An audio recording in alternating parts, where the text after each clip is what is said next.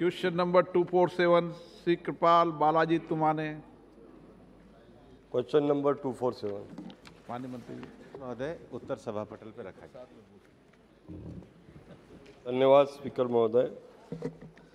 मेरे संसदीय क्षेत्र रामटेक में काफ़ी लेबर होते हैं। माइनिंग में काम करने वाले लगभग 2 लाख लेबर है WCL और मॉइल में, और MIDC में भी काम करने वाले लगभग उतने ही लेबर होंगे।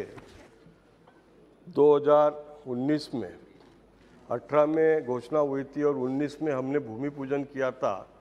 उस समय संतोष गंगवार साहब जो उस समय के लेबर मंत्री जी थे, और हमारे दूसरे केंद्रीय मंत्री नागपुर से आप जानते हैं वो भी थे। हमने भूमि पूजन का बहुत बड़ा सरकार की ओर से कार्यक्रम किया, लेकिन अध्यक्ष महोदय वो अस्पताल का काम अभी तक चालू नहीं हुआ है। सरकार ने उसके लिए पहले एक ज़मीन दिया था, फिर वो ज़मीन बदलने के लिए कहा गया, वो ज़मीन बदल के दूसरी ज़मीन MIDC के अंदर ही दी गई है इंडस्ट्रियल एरिया में। मैं आपके माध्यम से माननीय मंत्री महोदय से पूछना चाहता हूँ कि अस्पताल का काम क्यों रुका है और उसकी क्या कठिनाई है, और आप कब तक इसको शुरू करने के लिए प्रयास करोगे?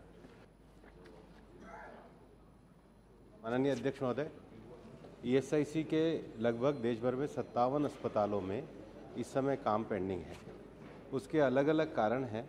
कुछ कारण तो ज़मीन का पोजीशन नहीं मिल पाना है, कुछ कारण वहाँ पर अभी एजेंसी के द्वारा कार्य को जो नक्शे के साथ शुरू करना है वो शुरू नहीं हो पाना है।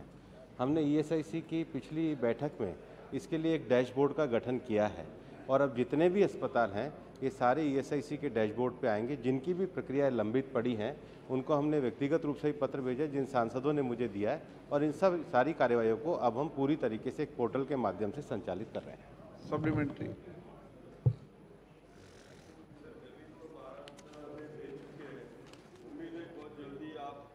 शुरू हो जाएगा और लेबर को न्याय मिलेगा। मैं आज की तारीख में वहाँ पर जो अभी एक ESIC का नागपुर शहर में जो अस्पताल चल रहा है, उस अस्पताल की हालत बहुत ही ख़राब है।